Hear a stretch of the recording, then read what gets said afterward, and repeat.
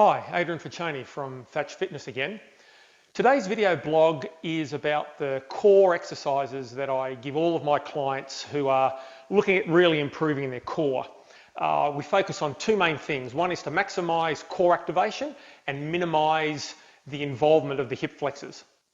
Now, in a couple of my previous video blogs, I talked about two of the three exercises that I'm going to cover today. So I'll show them briefly and then spend a little bit of time on the third of the exercises that I give my clients.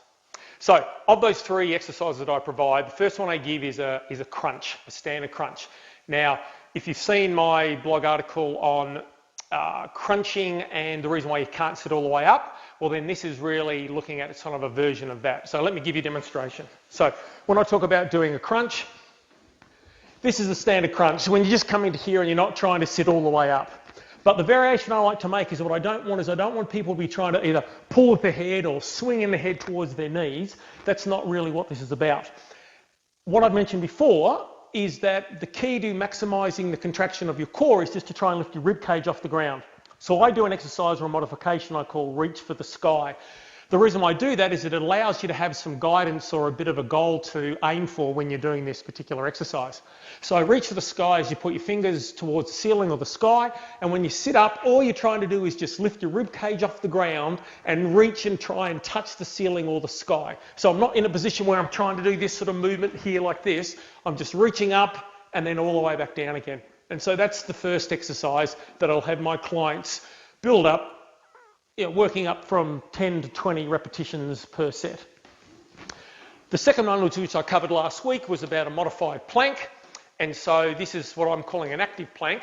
And so again, if you've seen my clip, I talked a little bit about normal planking by itself is not particularly great, but if you actually pull back with your elbows towards your toes and really contract your core very hard, that then really switches on your core and totally de-emphasizes your hip flexors, allowing you to therefore get a really good load on your core without having too many other external muscles come in and help. Again, that exercise, generally clients can only do that for 10 or 20 seconds, and that tends to be enough to really load them for 2 or 3 sets. The third exercise I like to do is a Swiss ball crunch. Now, Swiss balls have been used for a long time, and there are, again, hundreds of different exercises you can do. I like just to take a standard crunch and modify it slightly just to become even more engaging with the core and again trying to keep the hip flexors out of the actual movement. So I'll give you a demonstration of how crunches are typically done and not done well, and then I'll show you my modification, and this is what I tend to apply to all my clients. So using the Swiss ball, now this floor is a bit slippery, so I'm going to put my feet up against the wall, but normally I would have their feet not touching anything, just being just some friction on the floor.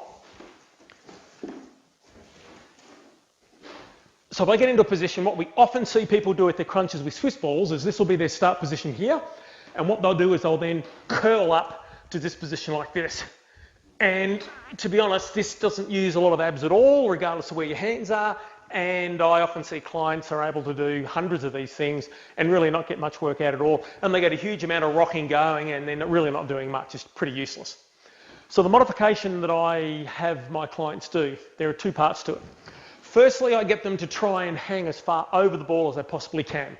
So I'll get them to lean back and try and drop their shoulders and try and open up their entire core. And they'll go from a kind of neutral spine position to an extended position.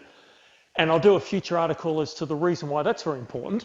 But you do an extended position here, and then from this position, I'm going to do a reach for the sky. Now, I either put my hands here, or if you find it's a bit loading on your neck, you can put your hands behind your head. But all I'm trying to do then is I'm trying to contract my core, my obliques, and then just sit straight up and then all the way back down into my extended position.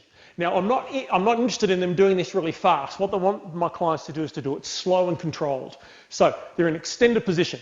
They contract their obliques and their abs, and they then try and sit up, and then they come all the way back down again, have a little tiny relaxation, recontract and sit up, all the way down, relax, contract, sit up, all the way down, relax, contract, sit up, and repeat.